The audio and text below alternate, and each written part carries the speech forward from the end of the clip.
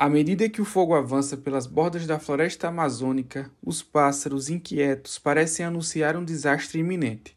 Entre agosto e setembro de 2024, a terra indígena Kayapó se transformou em um campo de cinzas. No horizonte, uma nuvem espessa encobre as copas das árvores e ofusca o sol, tornando o dia indistinguível da noite.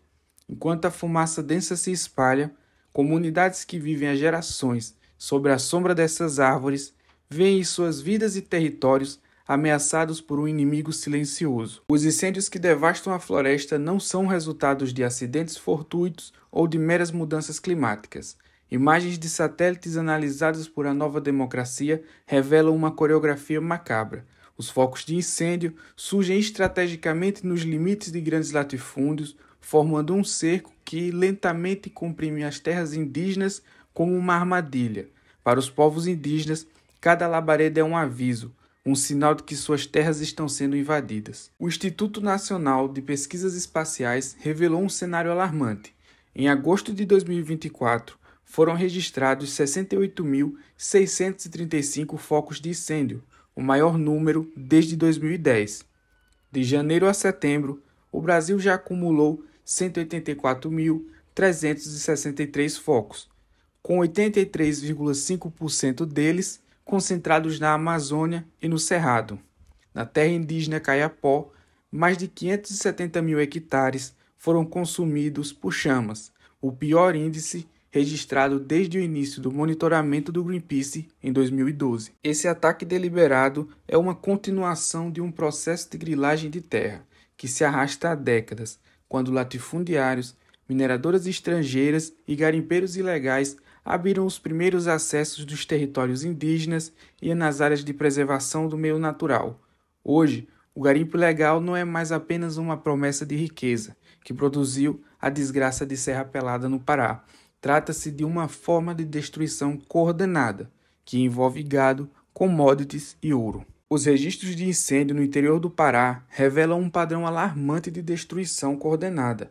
Ao traçar o avanço das chamas, é possível perceber que os focos surgem primeiro nas fronteiras dos latifúndios, avançando em direção às áreas de proteção e ao coração das terras indígenas, como se seguissem uma ordem premeditada, até chegarem nas bordas das zonas de garimpo. A destruição se alastra por corredores florestais que conectam as aldeias Kayapó e Munduruku, cercando-as e isolando-as.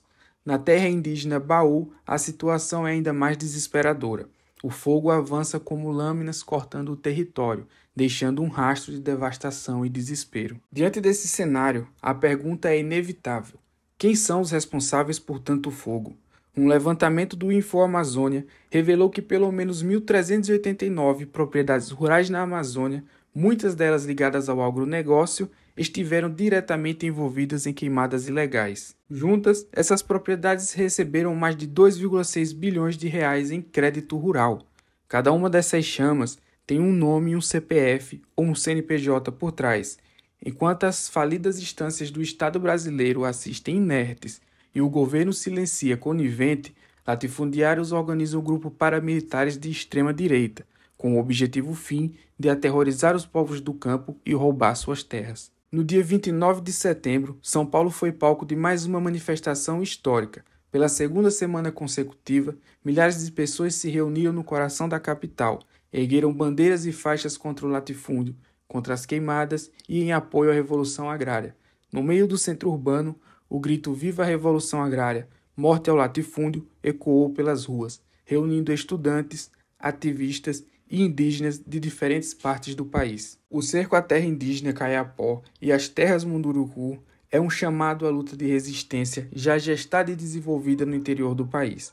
E assim como os camponeses e indígenas de outras regiões do país, seja pelos poceiros de Barro Branco em Pernambuco ou pelos Guarani Kaiowá no Mato Grosso do Sul, não há fogo capaz de consumir o espírito indomável daqueles que sabem que suas raízes são mais profundas do que qualquer labareda e que seu destino está entrelaçado com a luta pela liberdade e pela dignidade de seus territórios.